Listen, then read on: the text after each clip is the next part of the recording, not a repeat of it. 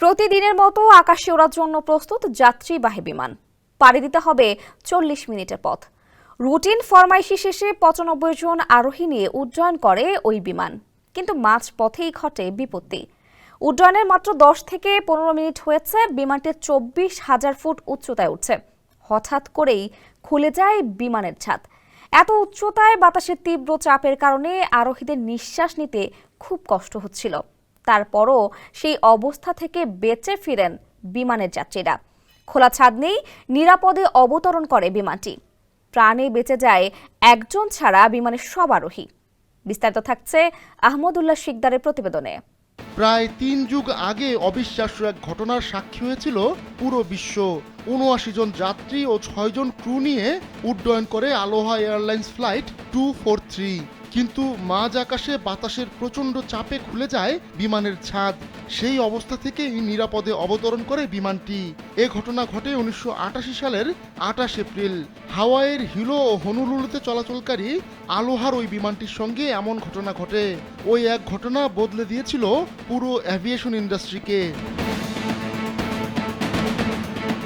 110 সিটের Boeing 737-200Z প্রশান্ত মহাসাগরে একটি দ্বীপ থেকে আরেক দ্বীপে যাওয়ার সময় ঘটনার শিকার হয়। বাতাসে বিমানের ছাদ উড়ে গেলেও ককপিট অক্ষত ছিল। তখন বাতাসের কারণে বিমান থেকে ছিটকে যান ফ্লাইট অ্যাটেন্ডেন্ট ক্লারাবেল ল্যান্সিং। পরে তাকে শত খুঁজেও আর পাওয়া যায়নি। বিমানের ছাদ খুলে যাওয়ার ঘটনায় ক্লারাবেলের মৃত্যু ছাড়াও আর 8 জন যাত্রী আহত হয়েছিলেন। ছাদ খুলে যাওয়ার 13 মিনিট পর পাইলটরা পার্শ্ববর্তী কাহুলুই এয়ারপোর্টে সফলভাবে অবতরণ করেন। বিমানের যাত্রীদের বেঁচে যাওয়ার পেছনে অন্যতম কারণ হিসেবে বলা হয় সিট বেল্ট, কেননা উড্ডয়নের পরও যাত্রীরা সিট বেল্ট পরা অবস্থায় ছিলেন। তাই বিমানের ছাদের কিছু অংশ খুলে গেলেও তারা বাতাসে উড়ে যাননি। কিন্তু ক্লারাবেল ওই সময় খাবার সার্ভ করছিলেন, তাই তিনি উড়ে বিমানের বাইরে চলে যান। বিমানে ওঠার সময় ফুয়েলেজের অংশে ফাটল দেখতে পেয়েছিলেন একজন যাত্রী, তবে তিনি ভেবেছিলেন এটা তেমন কিছু না, তাই এ নিয়ে তিনি কাউকেই কিছু জানাননি।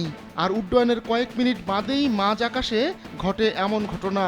জোরালো এক শব্দে তুলার মতো উড়ে যায় বিমানের ছাদের কিছু অংশ।